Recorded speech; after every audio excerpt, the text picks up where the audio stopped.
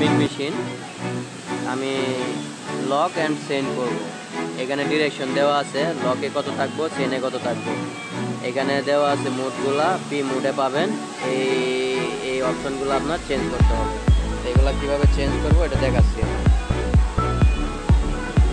একটু নিচে চলে যাব, প্যানাসোনিক্স কন্ট্রোল বক্সের সাথে একটা প্যানেল আছে, এই প্যানেলে ঢুকবো। পি মোডে ঢুকতে গেলে আপ ডাউন বাটন এক লগে চাপ দিয়ে ঢুকতে হবে।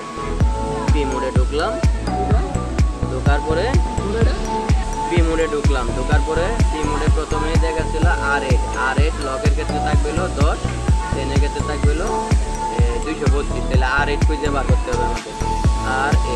R8 ডাউন বাটনে চাপ দিয়ে চাপতে দেখি কোথায় আছে R8। অনেক দূরে, যাই হোক যত দূরে থাকে আমাদের যেতে হবে যে R8 এই অপশনটা। হ্যাঁ,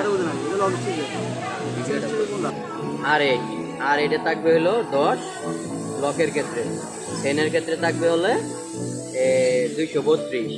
এরপরে কি আছে TR এ থাকবে হলো PRG।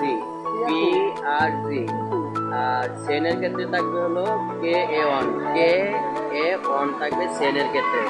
আচ্ছা, এরপরে অপশন DA কোথায় রে DA? বেরো,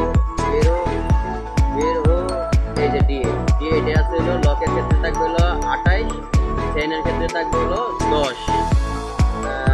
U8 এরপর হলো U8 এ থাকবে হলো লকের ক্ষেত্রে থাকবে হলো 14, চেনের ক্ষেত্রে থাকবে 180।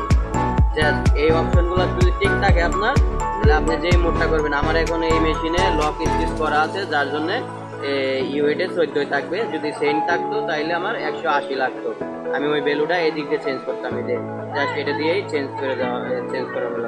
ঠিক আছে, এটা দিয়ে চেঞ্জ করে জাস্ট এই মেশিনে আপ ডাউন বাটনে চাপ দিয়ে বের হয়ে পড়লাম। ওকে।